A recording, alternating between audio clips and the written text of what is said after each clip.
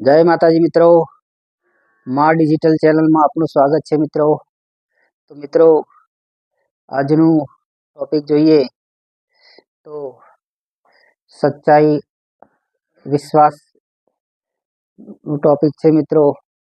તો દરેક મિત્રોને નમ્ર વિનંતી કે વિડીયો પૂરેપૂરો જોજો, લાઈક કરજો, શેર કરજો અને સબસ્ક્રાઈબર કરજો.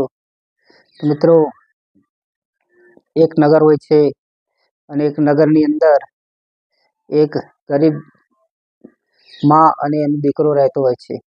આ ગરીબ માં અને એનો દીકરો, માં પોતે મહેનત મજૂરી કરી અને એના દીકરાને મોટો કરી અને સ્કૂલે મોકલે છે. ત્યારે સ્કૂલની અંદર એક જંગલ હોય છે અને આ જંગલના અંદર થઈ અને સ્કૂલે જવાનું હોય છે.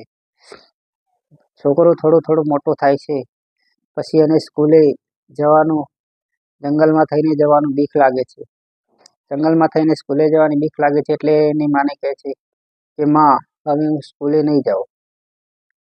ત્યારે એની માં એને પૂછે છે કે બેટા, તું શા માટે સ્કૂલે નહીં જાય? ત્યારે તે છોકરો એની માને કહે છે કે માં, મને બહુ બીક લાગે છે, વચ્ચે જંગલ આવે છે અને જંગલમાં થઈને સ્કૂલે જવાનું હોય છે એટલે મને બીક લાગે છે એટલે હું નહીં જાઉં.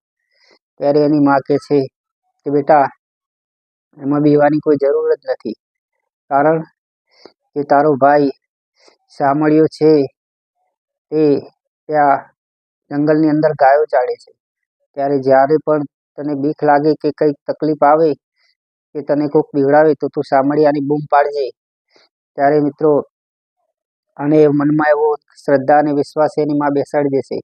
શામળિયો તો કોઈ હોતું નથી, પરંતુ ભગવાનનું નામ લઈ અને એની માં એ છોકરો ભણવા જાય એટલા માટે કહે છે કે જંગલની અંદર શામળિયો છે અને એ ગાયો ચારે છે, તને કોઈ તકલીફ થાય તો બૂમ પાડજે એટલે શામળિયો આવી જશે.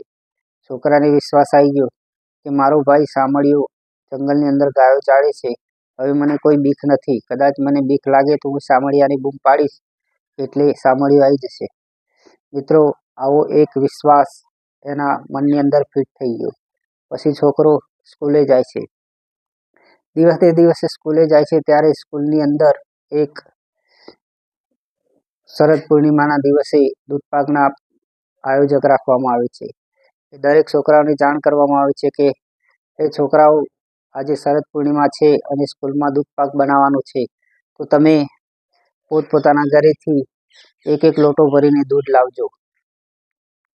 મિત્રો, આ છોકરાને પણ કહેવામાં આવે છે, પણ આ છોકરાના ઘેર તો ગાય કે ભેંસ હોતી નથી, એટલે આને દૂધ ક્યાંથી લાવવું? ત્યારે એની માને કહે છે કે માં, આજે મારે સ્કૂલમાં એક લોટો દૂધ લઈ જવાનું છે. પણ એની માં કહે છે કે બેટા, આપણા ઘરે તો ગાય કે ભેંસ કશું છે નહીં, તો એક લોટો દૂધ તું ક્યાંથી લાવીશ? માટે સાહેબને તું ના પાડી દેજે. પરંતુ એ છોકરાને યાદ આવી જશે કે મારો ભાઈ શામળિયો એ જંગલની અંદર છે, તો એ મને દૂધ આપશે. ઘરેથી ખાલી લોટો લઈ અને નીકળી જાય છે અને જંગલમાં જઈને બૂમો પાડે છે, શામળિયા, ઓ શામળિયા, શામળિયા, ઓ શામળિયા, એમ કરીને બૂમો પાડતા અડધું જંગલ ફરી વળે છે, પરંતુ કોઈનો અવાજ આવતો નથી.